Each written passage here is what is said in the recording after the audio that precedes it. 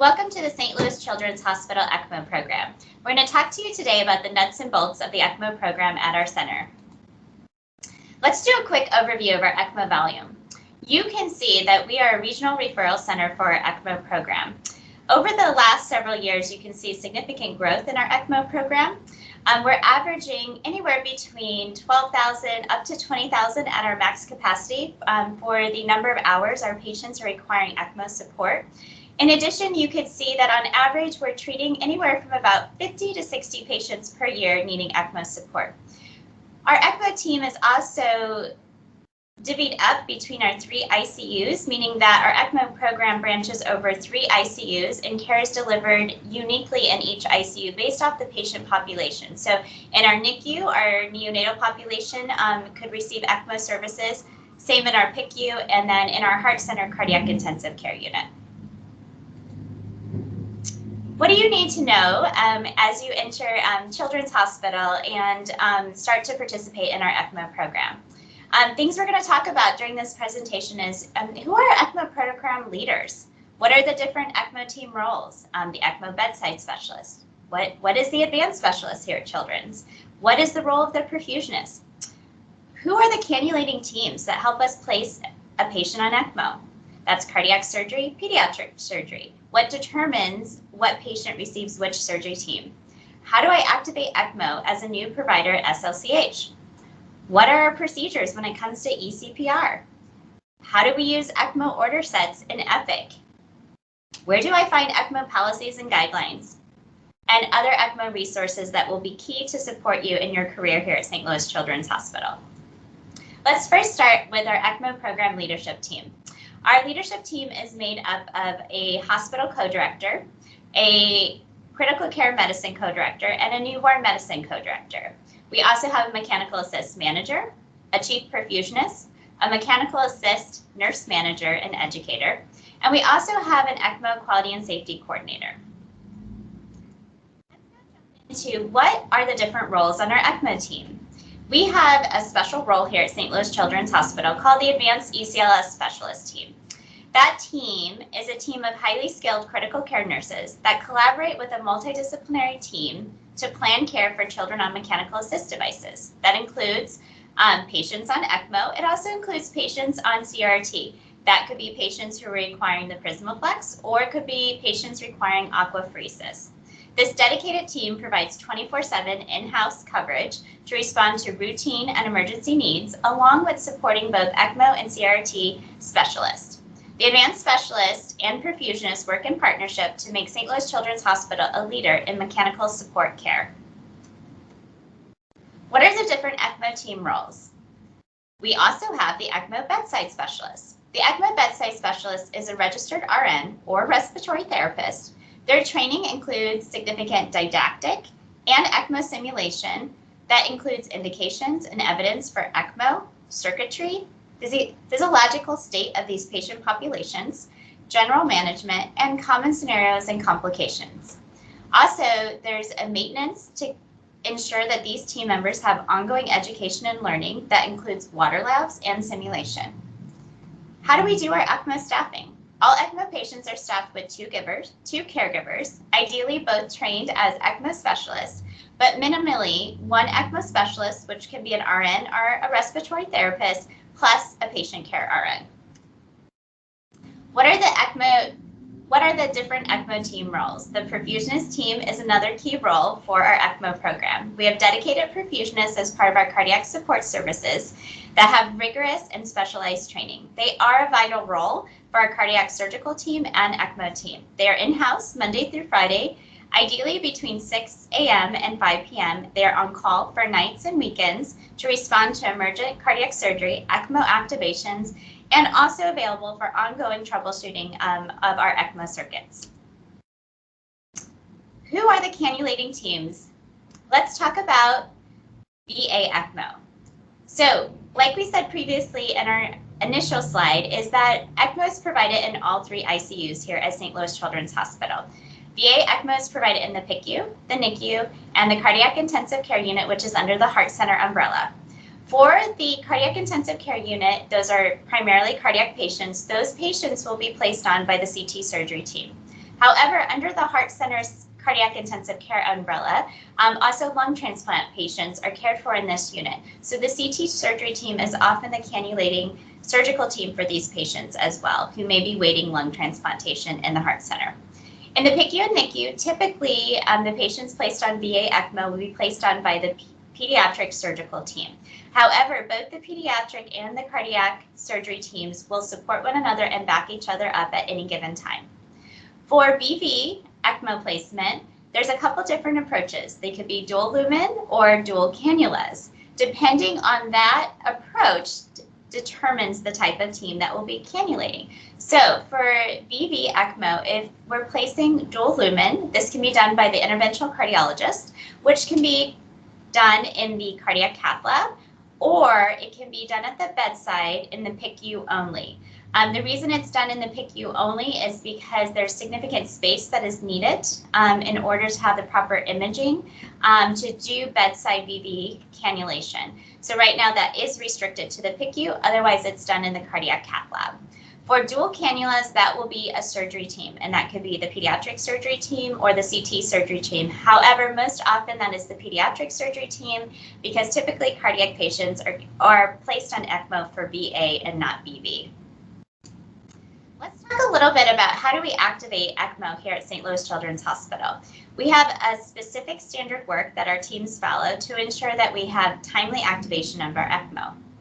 First step is our ICU attendings will confirm that they want to place the patient on ECMO with the surgeon or cath attending that will be placing the patient on ECMO. They will then notify the charge team to activate the ECMO team and what type of ECMO they are activating. The charge nurse then calls a number to activate ECMO and requests the appropriate team. They will state the type of ECMO that is needed. They will also state very specifically the location of the patient. As you can see, there are different locations and very specific numbering of these rooms and locations to ensure the team arrives to the right location. They will also state the location of the cannulation. As you can see, that can occur at the bedside, in the cath lab, or may also occur in the OR. Step 3 is the ICU charge nurse has a few next steps. They will call the blood bank to ensure that the blood bank has received the correct patient information, so blood could be prepared for activation. They will also contact the patient care tech on that unit so that that role can help retrieve the ECMO equipment. They will also notify the respiratory therapist. In addition, with being a busy referral center for ECMO, we often may be in a position where we're performing ECPR to place the patient on elective ECMO. So, how does ECPR differ from elective ECMO cannulation? Early recognition of impending arrest and communication and activation is key.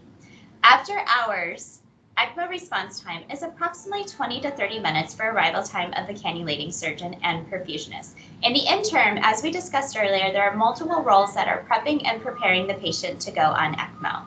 Key points that are important for you to know. ECPR is only provided in the Heart Center, the PICU, the NICU, and the cath lab. There is also emergency blood located in an emergency blood refrigerator in the Heart Center Cardiac Intensive Care Unit. ECPR procedural skill expectations require providers to prepare for cannulation in sterile gowns and a sterile field. During this time, we may also be doing chest compressions that are coordinated with the surgical cannulation. It's very important from an infection prevention standpoint that we do this as sterilely as possible when we're preparing to place a patient on ECMO as we're actively doing ECPR.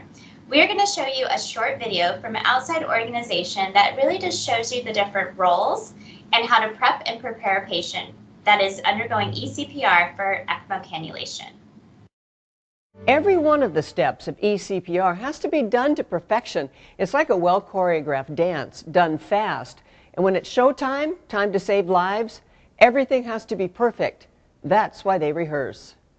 In the neonatal intensive care unit, a sick baby seems to be doing okay until his heart abruptly stops. Could I have some help in here, please? What happens next means the difference between life and death. It's incredibly complex. It is intense. It's always do or die. And that's why at Seattle Children's, they practice to make perfect. But he's pretty blue. The baby in crisis is a doll, It's a very expensive, high-tech doll, but it's just a doll. and this is only a drill, but it's as real as it can get. And there's not a lot of time for slowly and methodically making decisions and double checking things. The pace means that you have to get it right the first time. Facilitators Dr. Taylor Sawyer and Dr. Joan Roberts work with clinical practice manager Larissa Yellen. Twice a month, Larissa brings together more than 20 nurses, doctors, and surgeons for an eCPR simulation. All right, we need to turn this baby on the count, Ben. As we know from Hannah's story, every second counts in this emergency situation. The reason we're doing this is we don't want kids to die. And with this, we are literally pushing medical care to the very furthest extreme we can. There is nothing else that can be done for that child. The eCPR simulations at Seattle Children's are the largest in the nation, and they set the standard. For example, the introduction of the metronome.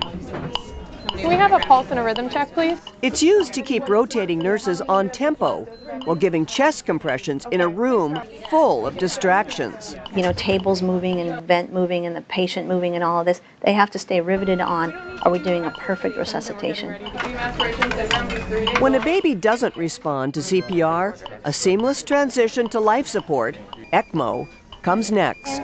Another forceps. It takes surgery to connect a baby to the heart-lung machine. That's what Dr. McMullen does alongside another surgeon. The operation is called a cannulation. We make an incision on the neck, and then we have to find these two blood vessels and advance these tubes into the blood vessels. Then we connect them to the ECMO circuit, and we begin ECMO. Bleeding. Okay, section. But Dr. McMullen discovered it was hard to recreate this surgery on a plastic mini mannequin, so he and his teammate invented a solution. So the first thing we had to do is we had to make skin. And so here's some of the skin we made, and you can see it's relatively realistic. And then we went through multiple iterations, and you can see now we use our initial simulator as just the garbage bucket that holds all the earlier versions of the simulators. And here are two examples of the current simulators. Looks like a baby's neck. It acts like a baby's neck.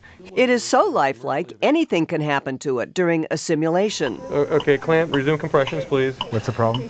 And today it does. One of the vessels tears. The patient had some blood loss. It puts us in a bit of a crisis mode, and it trains the surgeon to begin managing the situation slightly differently.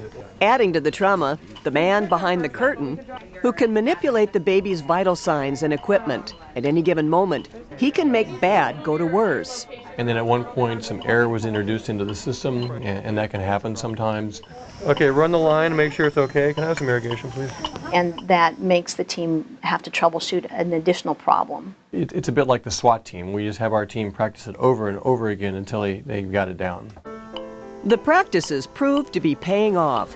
The team is currently working within their record time. A few years ago, before we had an organized eCPR team, it would take over an hour to put a person on ECMO. And now we're getting it down to 30 minutes or so. In the world of eCPR, this is the A-Team, setting the pace for other hospitals nationwide.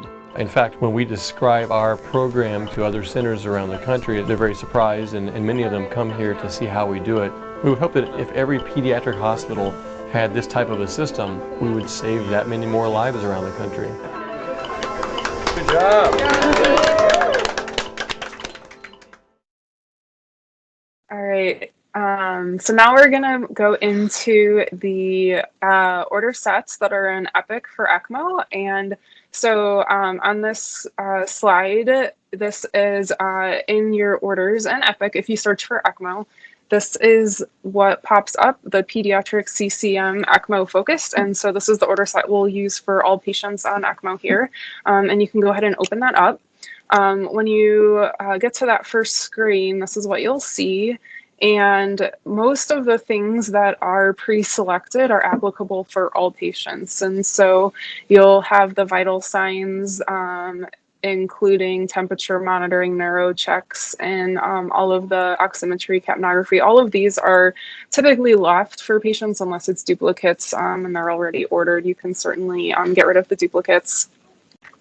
The next section is all of the ECMO-related nursing interventions. So the things that include our safety checklist, The specialty mattress, all of those are left selected.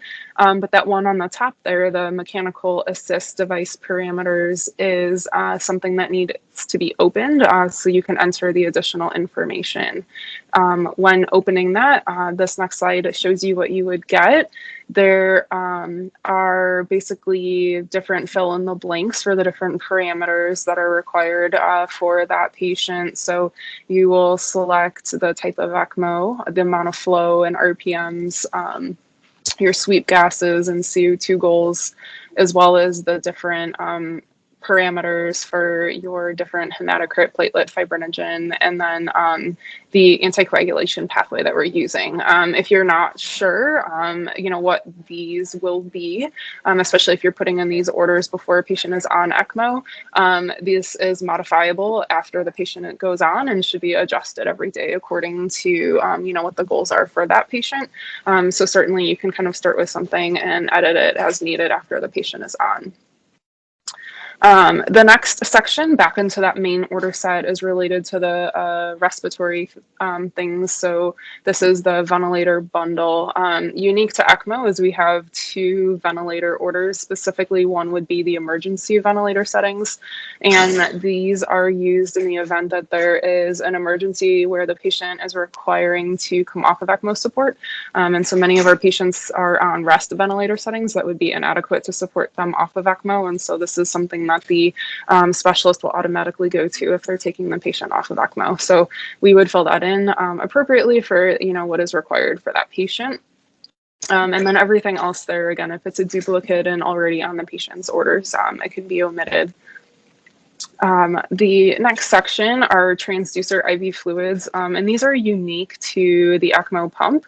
And so, the patient who has different, devices that require transducer fluids like a CVP or ArtLine, that is different. This is for the ECMO pump. So traditionally, the advanced ECMO specialist is able to kind of tell you which of these we'd be using for different patients. The NICU often will have a little less sodium in their fluids, so maybe using half or even quarter at times, or we'll have the one with the heparin in the event of it being one of the lines that tends to have more stagnant flow through it to prevent clotting. The next section is for the anticoagulation. And so there's 2 things that you'll have to select here. One is the bolus and the second is the continuous infusion. For the bolus, the NICU and then the PICU and Heart Center have different doses. And so depending on where your patient is, that's there. Or if the patient has HIT or suspected HIT, it is possible to do the bivalirudin. So here is what those look like. The NICU is typically 100 units per kilo for that bolus dose of heparin. And then the PICU and the Heart Center standard is 50 units per kilo. In both of these settings, you need to clarify with, your surgeon and attending what is appropriate for that patient. It certainly can be deviated from the standard if that is necessary. And then for bivalirudin, for the HIT, here's the dosing for that. And then for the continuous infusion, again, we have both bivalirudin and heparin available. So if you are going to be using heparin for a patient, here is the dosing, and you would select a standard starting dose based on the criteria that is listed in the parentheses after the infusion. So the NICU being at 28, and then non-NICU is weight-based and BMI-based dosing. For the patients that are on ECMO, there also is just a reminder here that any of their carrier IV fluids that have heparin, those are reordered without the heparin to avoid contamination of any blood sampling that would affect your dosing. Also then for your bivalirudin infusion, here is dosing, and then again that is adjusted based on renal function. The last section here is in the medication portion is the albumin. This is a PRN, usually 10 mils per kilo, and it is there in the event that specialists need emergency volume resuscitation if they are unable to maintain ECMO flow. The next section in the order set are all of the labs. The first portion are the labs that are obtained before cannulation. If there is insufficient time, these certainly are not a requirement, but ideally are obtained prior to identify the baseline status of the patient. And then after the pre-ECMO cannulation labs, then once you're on ECMO, you will choose a panel based on which anticoagulant you're using, whether it's heparin or bivalirudin. And those will populate a whole slew of labs that we'll be obtaining on the patient. Those can be modified after the patient has been on ECMO for a while as the medical team sees fit. And then lastly, in the lab section, we have a type and screen that is just to remind you that we need to obtain that if they're greater than 4 months, at least every 3 days. Under the labs in the order set, the next portion is for imaging. If it is a VV cannulation, we have the fluoroscopy portion. Otherwise, daily chest x-ray is required for the patients for cannula positioning. And then if a patient has femoral cannulation, the abdominal ultrasound is there to add on to be able to view those cannulas as well, since specifically the arterial cannula would not be visible on a chest x-ray. The venous cannula should be. Then there's also intracranial ultrasound for imaging if you have an open fontanelle. And then also the continuous video EEG is there and pre-selected, which we are doing on all of our patients for at least 24 hours after cannulation with a high incidence of subclinical seizures. Then the bottom portion are just the for ECMO. We include pediatric hematology and neurology, and then PTOT for patients as well. The last section for blood administration has a couple options here. This includes if you're ordering for the initiation for a pediatric patient outside of the NICU versus a whole blood prime if it's elective in the NICU. So I'll explain that as we go through this. The first selectable is the pediatric RBC and plasma. And so this is the blood for circuit priming, and it is typically 1 unit of RBCs. So there's the prepare, and then so if you scroll down, then you'll see the plasma, and traditionally the plasma is prepared, and as you can kind of read in the free text here, that the transfuse date on that is modifiable for the nurse, so that if we're not using it right away, they can be obtaining it later as well. And then scrolling down, the other option you have here is the whole blood prime if it's going to be an elective ECMO case in the NICU. So for those patients, we're not just using the red cells in the prime, we're also using the plasma and the platelets. And so it requires a little bit of advanced preparation. And so the expectation is within about 60 minutes that we can have all of this. And then the perfusionist can set up the circuit to have all of the blood products available. So this is the RBCs here, and then scrolling down, you can see the plasma and the platelets as well. And so all of these volumes are pre-selected based on what is traditionally required to prime a circuit. And so it's not necessarily based on the weight of the patient. So those are the orders in EPIC. And so if those, you have any questions as you're going through that process, you can consult with the advanced ECLS specialist, the perfusionist, or either of the medical directors, and they can certainly guide you additionally if necessary. And then otherwise, if you're caring for patients and have additional questions, we have in Policy Tech, there's a number of ECMO policies and guidelines. This is where you're going to go to find all of the anticoagulation guidelines or any of the specialists when they're referencing different procedures, specifically with the circuit, and then also the guidelines that we have for management of patients as well. The examples of the checklist that we have there are there's a timeout for activation, a debrief for post-cannulation, and then a huddle for weaning and clamping and any of the timeouts. And then I mentioned the guidelines. Ones that are most commonly used by providers are the anticoagulation, the NICU management, ECMO cannulas, KVO. That is if you're coming off of ECMO but leaving cannulas in place, how we maintain the patency of those cannulas. There's the mass transfusion protocol. That's not specific to ECMO, but sometimes required for ECMO. And then transporting on ECMO. So those are the more common ones, but we are certainly not limited to those. There's many others as well. And then outside of just our institution, there are resources for trying to better understand management of ECMO. And one of those is the ELSO website. So ELSO is the Extracorporeal Life Support Organization. And there are a number of free references here. So under the resources tab, ELSO has guidelines in place. If you have an account, you can log in and do some of their educational videos. And there's also discussion boards and things to collaborate with other centers. So a great resource. Any of the conferences that are being hosted are also all available on here and posted.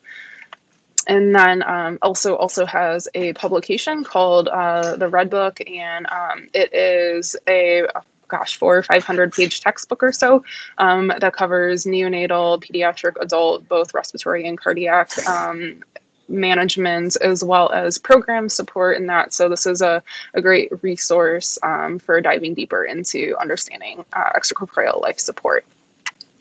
So that wraps it up. Welcome to our team. We're so glad to have you here, and feel free to reach out at any time if you have any questions or just want to learn more.